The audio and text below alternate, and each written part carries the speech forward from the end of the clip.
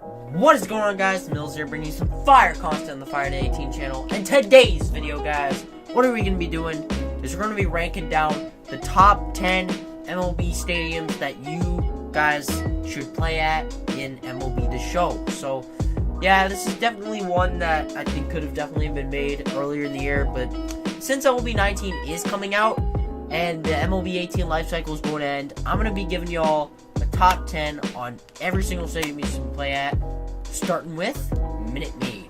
So, this park I feel like is the least talked about one on the list, and honestly, why not play at it? I mean, it's a pretty nice stadium, it's pretty big, it's pretty easy to get doubles at, and just in general, it's a nice park to play at just in general. Like, the left field wall is not too hard to get to, the right field wall is very small, although center is pretty deep in the game, at least it is a good time always playing at the Minute Maid Park. I feel like it is one of the more underrated ones on the list, and it's a very good stadium for, well, doing missions. A very big one, actually. Alright, guys, so at number 9 now, we got ourselves Chase Field, home of the Arizona Diamondbacks, at number 9, and this is mostly because of, well, there are many reasons why I put this park on this list. One of them is this: you can always play a fair game with your opponent at the stadium. There's no, like, big advantage / disadvantage, because, like, the dome, it has, like, a little, like, I forget what the top thing is, but, like, it covers the dome, basically, and it's, like, they have that sort of thing, and it makes it pretty fair. I think when you are playing an opponent or something, it's just, like, a fair game, just in general. And another reason why I do love this stadium so much as well is because, like, it's pretty, like, when you can hit, like, a line drive very well, and it'll probably go out sometimes. It's very nice for that, too. Also, very, very, very big foul placement areas, which are definitely very key if you are trying to get pop-up outs instead of having it go to the stand. You can just get it out easy peasy. And you also can't forget about that bonus pool on, like, the right, in, like, right center. Can't forget about that pool, guys. That's some extra credit points. Alright? Like, that's some extra credit. Coming in at number 8 right now for the top 10 best stadiums to play at is none other than Marlins Park. This one, in my opinion, is I think, very fun stadium to play at. I do like the vibe it gives. Like, yes, guys, vibes do count for this video. It's definitely got a very nice sunny vibe. You can hit the ball really well. You can easily get a double here. The fields are pretty big. It's just so nice just to, like, just in general, like, hit a ball pretty well. You can even hit the ball out, pretty easily. I mean, heck, Giancarlo Stanton probably gets a boost at this park, which gives this park more pluses. You also cannot forget about the left center little mural. That's really cool right there. I think that definitely adds a lot to the stadium. Kind of sets up the tone and vibe of the stadium. And this one, I think, instead of having very big foul areas, they have very small ones. And sometimes that can benefit you, but it can sometimes benefit you if in terms of at least not popping out, but it will also help the opponent do the same as well, so it will be hard to get pop-ups here. But it is still a really nice stadium to play at because of the vibe it gives, the left center mural, and just the sunny vibe, alright? It's all about the vibe for this one. Alright, guys, the wickety-stickety 6 of the whole entire list is none other than Citizens Bank Park. This is one I've definitely seen and talked about in the past from other people, and, you know, it's been pretty cool just to play at this stadium. I've always generally had a good time playing here. I've played here in a lot of, kind of like, in some MLB tournaments, and it's been a good time when I've done it. I mean, it's definitely a hard stadium to hit home runs at. I think in terms of trying to hit center field, it's got 4 or 9 footer, but all the outside space is a lot of fun. Just, I don't know, there's a lot of breaths of fresh air when playing at this stadium. It's very refreshing. It also got the Philly bell every time you hit a bomb. Is very, very nice little attribute to this stadium. Not only that, you cannot forget about the center field hedges. It's a pretty decent stadium nonetheless. I did rate it above, though, the other 3 on this list, or above the other 4 below the list, more because of its, like, kind of just its genuine ability, just to, like, kind of, it has a lot more popularity. Not only does it have a lot more popularity, it's just a generally good stadium to play at if you are doing, like, MLB tourneys or something, or you're just trying to grind a mission, maybe. I don't know. This is definitely one of those, I think, stadiums that fall into the quote-unquote missions category, because, like, there is really, like, a very deep part of left center where many people hit the ball, usually. So, hitting the ball left center shouldn't be too hard, and even if you do, you could manage to get, like, a few doubles or triples off of it, and in general, that'll help you finish a lot of missions.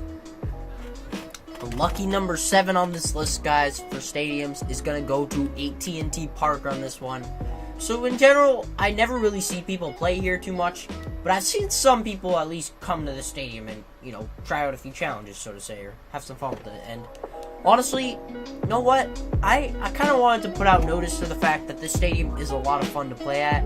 And I think this reason is because the little, like, the outline for the home run, it's really small. Like, if you try to hit a ball straightaway center, it's $3.99. That's very small for a center field stadium, or at least for a center field area. Meanwhile, that part of the ballpark in the right center kind of is really, really good for trying to hit great hits right now. Like, so say you're still stuck on that stupid Daniel Nava mission. You could probably get those easy doubles just by hitting it to that deepest part of the ballpark, and you should be able to finish a few missions there. Like, not only Daniel Nava, but like a bunch of other missions that require you to do doubles, say that might be odds of bronze or something. You could probably finish it at AT&T. It's a very nice ballpark, I think, for missions and also hitting bombs, because it's so easy to hit a bomb here. Mostly because of a very small, like, kind of very small area of, like, alright. It is more or less because of the fact that they have pretty small, like, home run perimeters, except for the 421 part in right center, which, in either way, it still helps for the fact that, like, it literally, like, helps you out with so many missions. Alright, so the one that definitely, I think, hits the middle of this list, and it's definitely a good one, in my opinion, one that, it's probably one of the more underrated ones, which is why I put it on this list, is Milwaukee. Just the Milwaukee Stadium. And this is mostly due to the fact that, like, I've never really seen someone play here, except maybe a few times online. But you've got to admit, the stadium does have its benefits, and one of them is the fact that it's got a very, very deep, very, very, very shallow ballpark. It's really not too hard to hit a ball, nor is it too easy. You can play a very fair advantage, I think, in my opinion, against your opponent in these games. There's no really big benefit for each other. They're all, I think, very fair games, in my opinion, because of, like, the height. Like, it's like, say, like, I was talking about, like, a disadvantaged stadium where, like, one opponent can get the advantage while the other doesn't. That's the stadium like Coors. Like, if you play August, as you guys know, the August humidity thing, or, like, really hot in August, Coors Field, you're gonna hit a lot of bombs, and the other opponents, if their other opponent's better than you, he'll hit a lot more bombs. So in a way, you can get a disadvantage there. But this one, since it does have kind of like, I have the little covering on top that I still don't even remember what it is. It's like you can still play a very fair game at the stadium while still managing to have lots of fun playing here. It's definitely not a stadium though for grinding missions, which is why I didn't put it much higher than I probably could have on this list. Definitely one of its downsides, but overall, it's a pretty nice stadium, and you cannot forget about the Milwaukee Brewers slide every time someone hits a bomb. Just cannot forget about that. So starting off the top half of this list, we got ourselves none other than Camden Yards in Orioles Park, or something, I don't even know what it's called, but, like, it is Camden Yards or something, and in general, the stadium is definitely the one that you see people pick whether they're trying to quit a game. Well, I like to play at the stadium sometimes against opponents too, and honestly, there is a very good reason I have for it. It's because of that left field wall. That whole entire left field wall is very easy to hit a home run into. Like, you could easily hit a bomb into left field with a righty. And overall, that's probably one of the best things about the stadium. And not only is the stadium like just like a heck of a lot of fun to just play at, there's definitely some big advantages that you can get at the stadium just playing here. Obviously, it's no stadium to grind missions at, but it is very good if you do want to hit a lot of bombs or something in left field or whatever you want to do. It's also very nice if you want to rob home runs, which does kind of like balance out like the advantages that you have with your opponent. And I haven't really mentioned Vibe too much of the other three since they really didn't depend too much on Vibe. This one's very, very straightforward in my opinion, but it is definitely, I think, also gives you a pitching challenge due to the left field wall being really small. Other than that, though, it is a very, including that, it is a very fun stadium where you can just have a very good time just playing at here. The right field wall is pretty big, though, so having a lefty with a lot of power is recommended. But overall, a pretty solid stadium for a top 4. Alright, guys, so coming in the top 3 right now, we got PNC Park, guys. This is a park that I always like to play at sometimes when playing with friends or whatever. And I'm gonna tell you why. Because there's definitely some very nice balls you can hit the ball. out of like the left field wall. It's pretty easy to hit out of the right field wall, even though it is slightly tall. It's another one where you can probably get one out. You can get around one and it'll go out of the park. And I mean, it does give me a Camden Yards vibe also with the big right field wall. The center field, though, I do generally like with the Pirates thing. Definitely gives it, I think, a bonus points or just some extra credit for the fact that, like, it's just so good in general, just with at least, like, just hitting the ball well and just having, like, really cool attributes.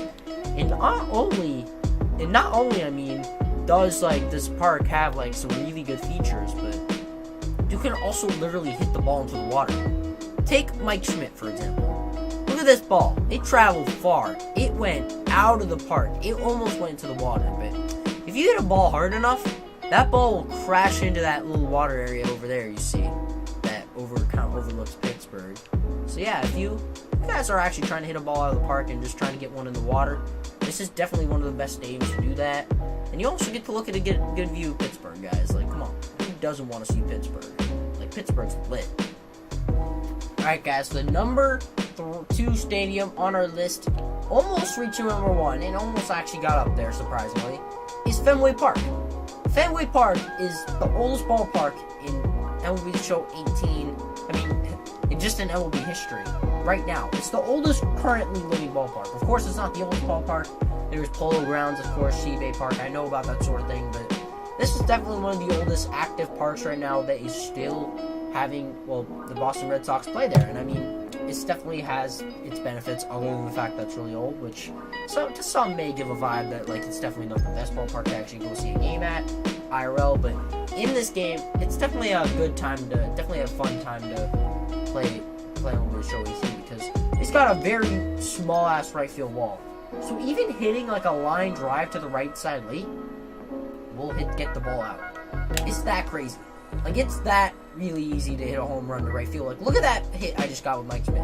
That ball went way out, and that ball wouldn't have gone out in any other park had that wall not been so small. But the one downside about this park, which does kind of hold it back from being number 1, is the fact that it does have a very deep center field, which does make it harder to kind of like just hit the ball very deep. Like there, it could have been a lineup of pools at a shift, but still. My point is that it is a very, very deep ballpark, so it is harder to hit bombs to center, or even if you do try to get good hits, it's not going to always go out. But that does kind of open up a benefit in terms of grinding missions, especially for home runs with the right field wall. Like, if you just are trying to hit bombs and you're just trying to finish a mission, this is definitely the park to go to, because it's got very small right field. The center field is pretty deep, so it does also allow you maybe even to finish some doubles as well, which all in all does make this ballpark definitely a number 2, but not quite number 1. What's our number 1 gonna be? What's our number 1 gonna be? What's our number 1 gonna be? This could be none other than a pretty actually lame one, Coors Field.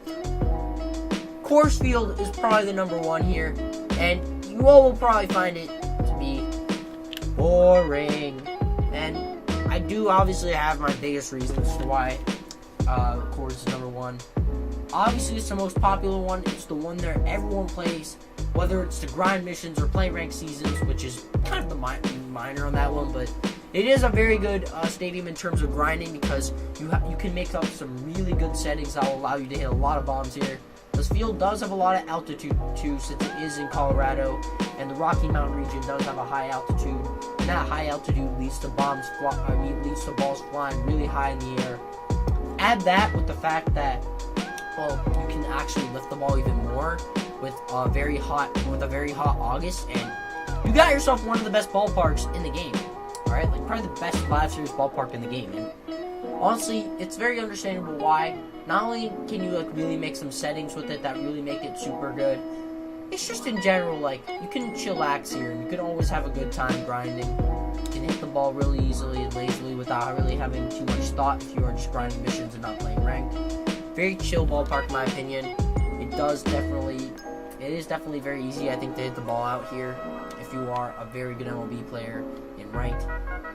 So that basically is what is going to conclude my top 10 list. And that, guys, is going to conclude my top 10 list of MLB stadiums.